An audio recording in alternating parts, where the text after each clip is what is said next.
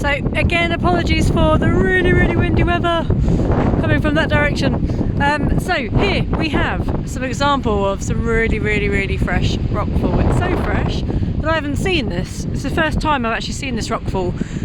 Pretty disturbing actually. If you look at the rate at which these are retreating, these cliffs, they're coming off in massive lumps. Look at the size of these things. The size of that one, that looks like that's ready just to come off in one big long lump.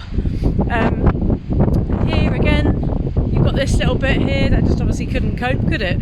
Looks like a bit of scree you might find in a mountain. Yeah, you've got these amazing little orchids and wildflowers that just cling on. They're so resilient. A little bit like some of you guys. They really do such a good job despite all this chaos around them. I mean, look at this. Look at that bit there. It's just ridiculous. You really wouldn't want to live at the top of this cliff, would you?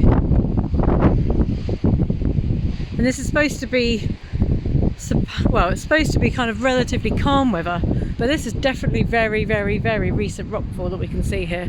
Again, this would have been on my risk assessment. We always laugh about risk assessments, you know, haha, as if that would happen. But actually, I mean, the chance of getting hit by a boulder or something is quite high. And so what I would have had to do is look at alternative methods, perhaps walking you down here. As you can see though, this has enough problems of its own. Okay, the beach, yeah, lovely. I mean, it's a bit of a trip hazard, some of those rocks.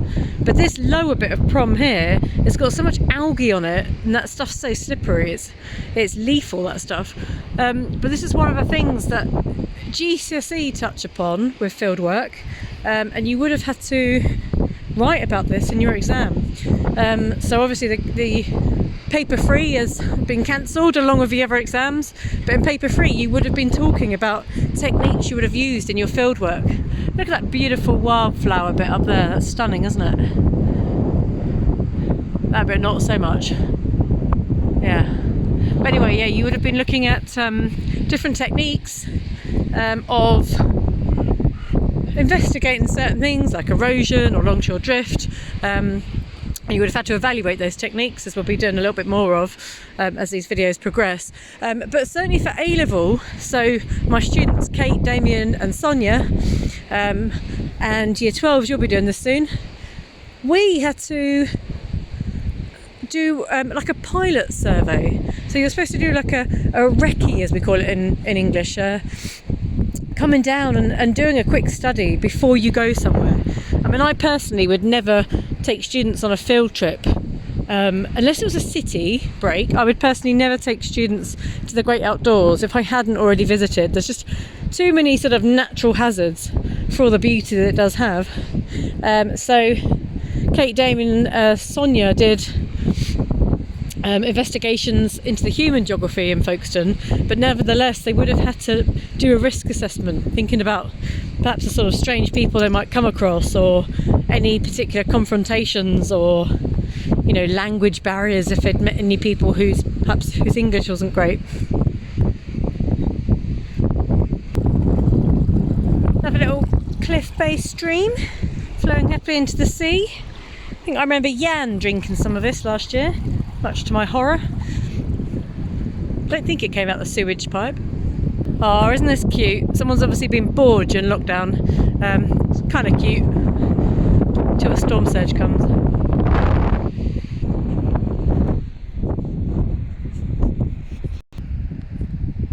So I'm not sure if you can see behind me. I tried to do it quite discreetly. We actually have a bit of a hippie community down here.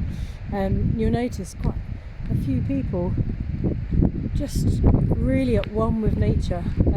Just past two ladies there, one of whom was perhaps in a bikini and a dressing gown, making a fire and cooking a dinner, and some other lady was wandering up to her with some firewood. We had a guy 5 years ago who used to live on the beach. He had a shack about 3 kilometres that way, probably just past, just between where you've got a funny shaped cliff and then the very end. You just about see the ferry over there, by the way. So Miss Fitzpatrick and the nurse. dancing to France, or on one of their sort of ferry nights, I think, with disco on board you can do. But anyway, yeah, so the little guy lived in a shack just over there, completely at one with nature. He used only things that people fly tipped, so kind of old corrugated iron and stuff like that to make a roof to his house. Very much kind of foraging in the woodlands. Yeah, it's a bit of a simple life.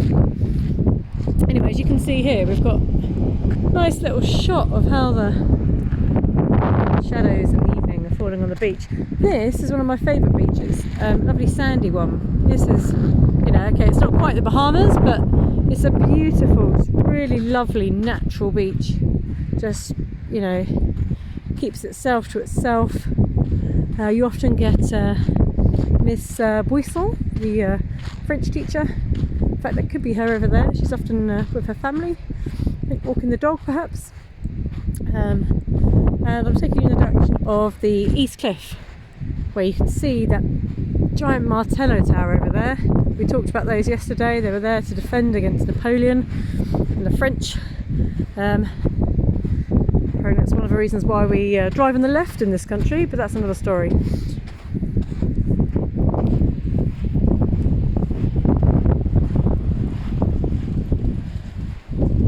Now, you could be looking at these so-called groins and thinking, well, that is pretty much like a chocolate teapot. What is the point of that? It's hardly going to stop your longshore drift, is it? These look ancient, don't they? Even older than me. And these were put in probably long before I was born. And the fact that they haven't been restored suggests one of two things. Either they feel there's not the need, or perhaps they lack the finances. As I said before, you've got a couple of different sort of companies or associations that manage this part of the world.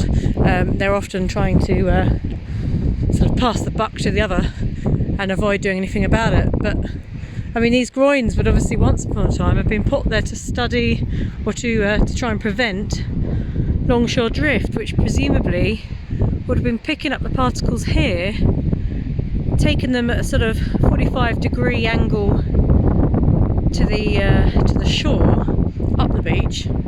So that's the swash of the waves, and then with a backwash bringing each pebble down sort of perpendicular with the shoreline, and yeah, gradually moving that due to gravity. Obviously it comes back down in a straight line, but yeah, moving that west to east. So that would have been, all those pebbles would have been trapped from these, or between these sort of either side of these groins.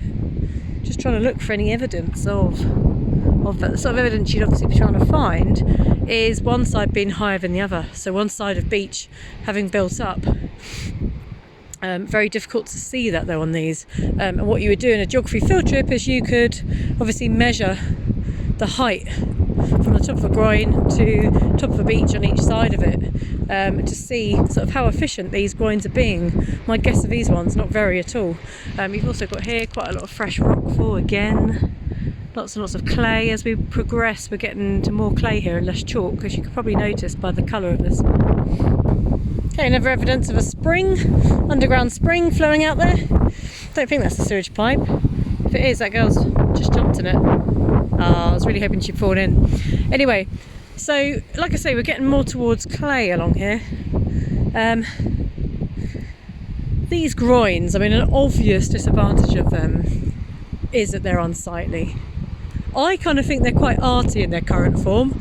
I quite like the kind of wabby-sabbiness of them. Perhaps it's the sort of thing I can imagine Miss Dial and perhaps Paul Keener and some of the photography students and teachers coming down to photograph. Amazing with a sunset or a sunrise. But in terms of coastal management, not doing a lot, are they? I can imagine as well when they were first built, when they're first constructed, and these ones here are mainly wood, so not really very useful. These things are in effect groins as well. You can see these sort of like steep walls that go along here perpendicular to the promenade. These perhaps are doing a bit more than the groins, but the groins are just not doing anything at the moment. You can see they're just completely damaged. They've completely surrendered to the power of the sea. But if you were to come along and build a load of concrete ones along here, yeah, they might be hard wearing, and they're one of the only things you can do to try and trap material at the base of a cliff. However, they're unsightly, aren't they? They look ugly. I remember Clarice and I think Maria telling me that in their countries, tourism on the beaches is such a large industry that you couldn't have these groins in certain parts because it would just deter the tourists. And they'd obviously have to be careful in places like, can you imagine the Maldives having groins on the beaches? So often they'll opt for something like a seawall, which essentially is what this is. This, as you probably know though, and look at that is dodgy there. This, as you probably realise, is a very old-fashioned seawall. It's not a recurved one, which is what it should be. So they'd usually be kind of concaved in shape, which would then try and sort of deflect the energy of the sea back on itself. But as you can see, these aren't doing a lot. Bit of an undercutting at the bottom of that down there, which suggests either the sea has actually eroded that and undercut it, or that the beach is just getting lower and lower and lower because it's been removed by these destructive waves here that again look quite innocent. So here's some of the chalk grassland that they'd be using for grazing, because they used to be sheep. They then realised that when sheep graze, they graze the grass so close down to the ground that it actually damages the roots sometimes, and they've decided that cattle graze sort of a bit higher up, so cattle are actually better. So there are somewhere some highland cattle, but sleeping or hiding. So many little pathways around here, little footpaths, no idea where any of them go. Some look a bit more sturdy and established than others. Now, this down here is one of my favourite places locally because it's just wilderness. And on a beautiful morning, obviously you've got the sun rising over there in the east, and it's shining on this little cove, and it's just a really peaceful place to be. And as you can see, mainly clay rock here. It's that greyish colour, even less resistant. I'm going to take you to some places in a minute where you'll see some ridiculous levels of coastal erosion. Some more evidence of boredom during lockdown. Kind of like that though, that's quite cool. I think they look really good in the morning with a light on it. So this is an interesting place because last time I came down here, which was 2 or 3 months ago, this tree here was well and truly still rooted into the ground there. Now this is quite a remarkable amount of cliff retreat here, and I think this is possibly one of the most vulnerable parts of Kent's coastline in terms of erosion.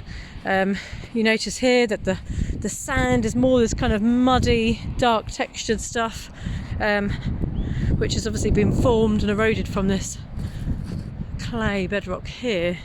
I mean, this here is just pure clay. You can just about see here.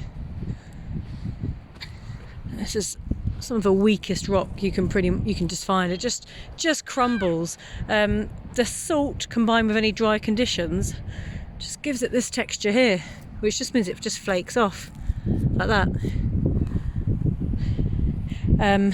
In contrast, chalk is kind of compounded by the force of the waves. This stuff isn't. It's just, look, you can literally just take this off so quickly. Big old storm.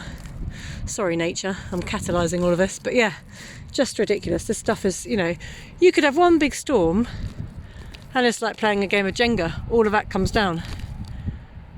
That's a lot worse than chalk. What can you do to try and withstand that?